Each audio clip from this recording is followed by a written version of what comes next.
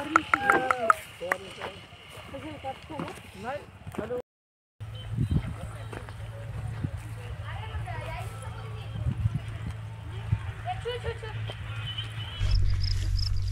आज बऱ्याच दिवसानंतर आम्ही आमच्या शेतात आलेलो आहोत. तर शेतात आज डबा पार्टीचा प्लॅन आहे.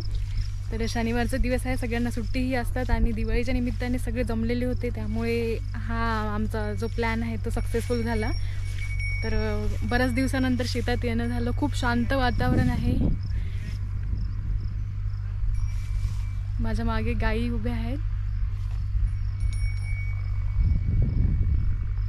आणि या बाजूला तूर लावलेली आहे, तुरीच्या शेंगा. तर हे जी आहे ही गाईची गौरी, हिचं नाव गौरी ठेवलं आम्ही. ही आत्ताच 6-7 महिन्यापूर्वी झालेली आहे आणि गाईचं नाव वासंती आहे. वासंतीची ही गौरी आणि 2 बैल जोडी आहेत.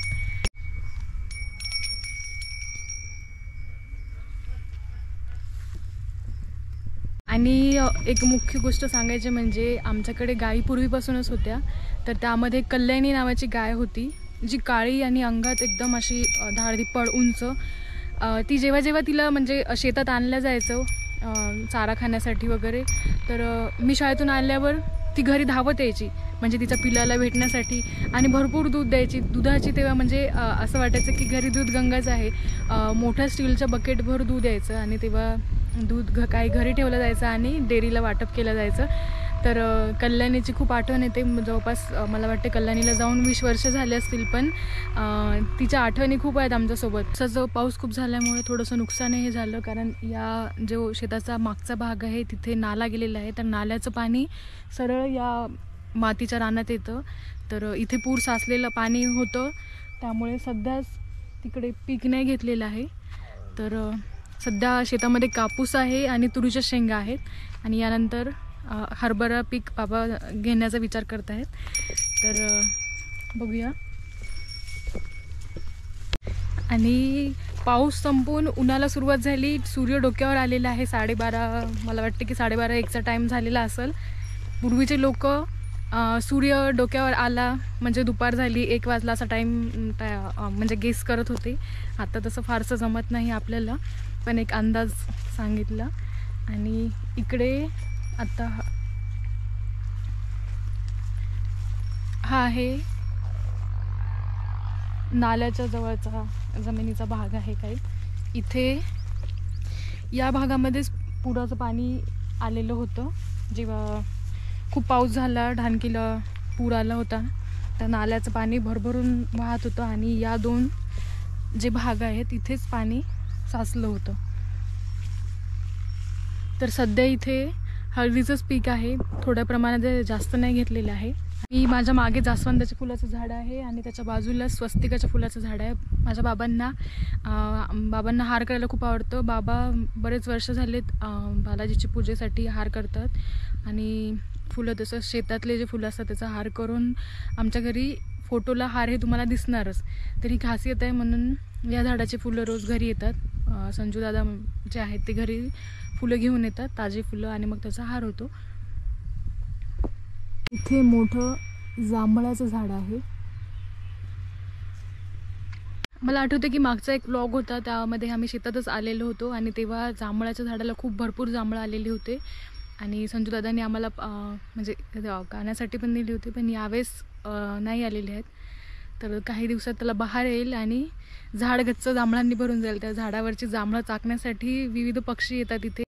आणि या बाजूला आहे तुरीच्या शेंगांचे झाडं इथे घेतलेले आहेत. तर आता सध्या फुलावर असल्यामुळे तुरीच्या शेंगा नाही आहेत, पण तुरीच्या शेंगांपासून त्याच्या सोल्यापासून जी चटणी बनते, ज्याच्यात लसण टाकून अगदी खमंग भाकरीसोबत, किंवा मग सोल्यापासून आमटीसुद्धा केलं जाते.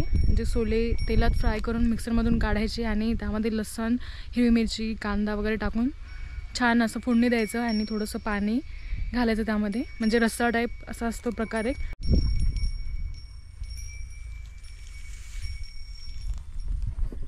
पूर्वी हिवाळा म्हणलं की ठरलेलं असायचं मेथी, हिरवी ताजी ताजी मेथीची भाजी, ज्याचा घोळाना जो तोंडी लावायला फार छान लागतो. त्याच्यामध्ये कांदा, टोमॅटो, कच्चा कांदा टोमॅटो टाकायचा, थोडीशी कोथिंबीर, थोडंसं तेल, मीठ, तिखट आणि पोळी भाजी, वरण भात या चौकस जेवणासोबत मेथीचा हा घोळाना फार पौष्टिक असतो. तर म्हणजे जेव्हा ताज्या भाज्या यायच्या तर तेव्हा फार मजा यायची. आणि तुरीच्या शेंगांचा जी आमटी आहे किंवा सोल्याची चटणी ह्याचीसुद्धा एक म्हणजे चव वाढवणारे पदार्थ होते. आता सध्या सगळ्याच भाज्या कुठल्याही सीझनला येतात, मेथी ही केव्हाही मिळते. पण तेव्हा म्हणजे मी शाळेत असतानाची गोष्ट म्हणजे मला आठवते की तेव्हा ठरलेलं असायचं की या सीझनला हे येणार, त्या सीझनला मुळा, हिवाळ्यात मोस्टली मुळासुद्धा यायचं. तर मुळासुद्धा जेवताना तोंडी लावण्यात फार म्हणजे छान वाटायचं, म्हणजे जेवणाची चवच वाढायची.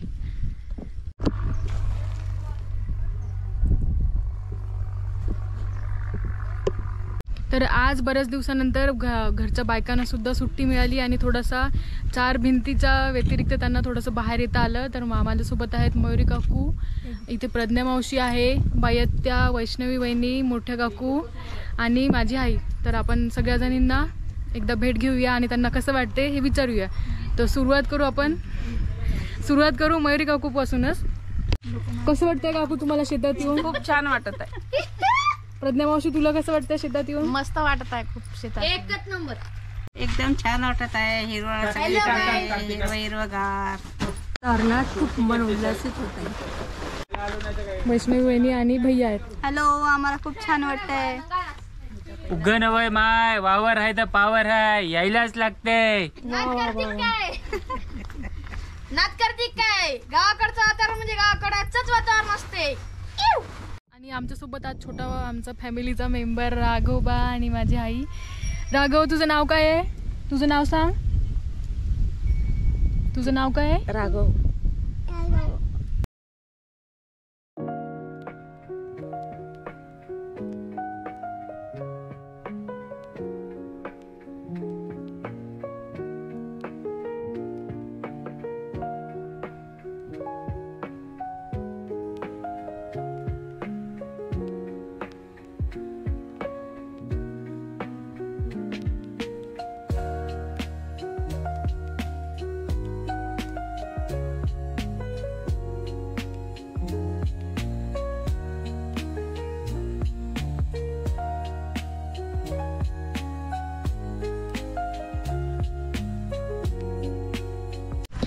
आणि आत्ता मी इथे झेंडे काकांच्या शेतात आहे, कारण इथे समोरच आटरीचा नाला, एक नाला आहे ज्याला आटरीचा नाला असं म्हणलं जाते. यावरून एक पूल आहे. तर मागे मी या नाल्याचं शूट घेतलं होतं. तर माझी एक इच्छा होती की माझ्या डायरीसोबतची जी इंजिनिअरिंगची डायरी आहे त्यासोबतचा एक व्हिडिओ इथे बसून घ्यावा. तर एक छोटंसं शूट घेण्यासाठी मी इथे आलेली आहे. तर हे झेंडे काकांचं शेत आहे आणि इथे या बाजूलाच नाला आहे. तर यावेळेस भरपूर पावसाळा झाल्यामुळे नाल्याला खूप पाणी आहे.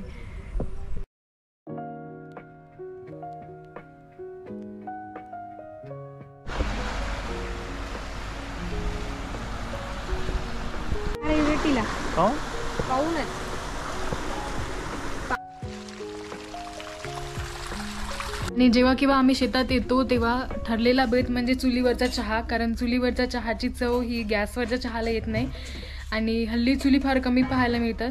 तर आता दुपारचे 3:15 वाजलेले आहेत आणि चहाची तयारी चालू आहे. तर चहा विशेष चुलीवरचा आहे, खास चुलीवरचा चहा आज संपदाच्या हातचा होणार आहे. तर त्याचीच तयारी चालू आहे. तर चहाच्या भांड्याला माती लावून ते चुलीवर ठेवलेलं आहे. आता चूल पेटवण्यापासून ते चहा घोटून तयार करण्यापर्यंत काम संपदा करते. तर आता आपण त्याचा एक शॉट बघूया.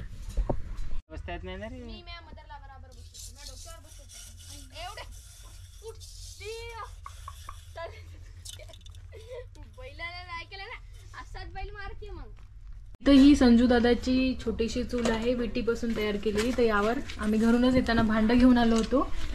तर इथे आहे घरच्या शेतातलं गाईचं दूध आणि साखरपत्ती.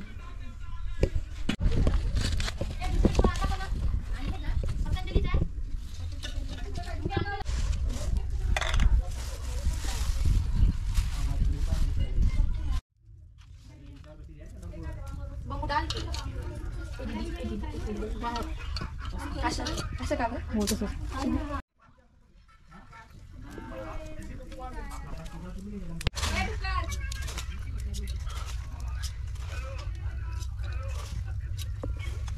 गाडीचं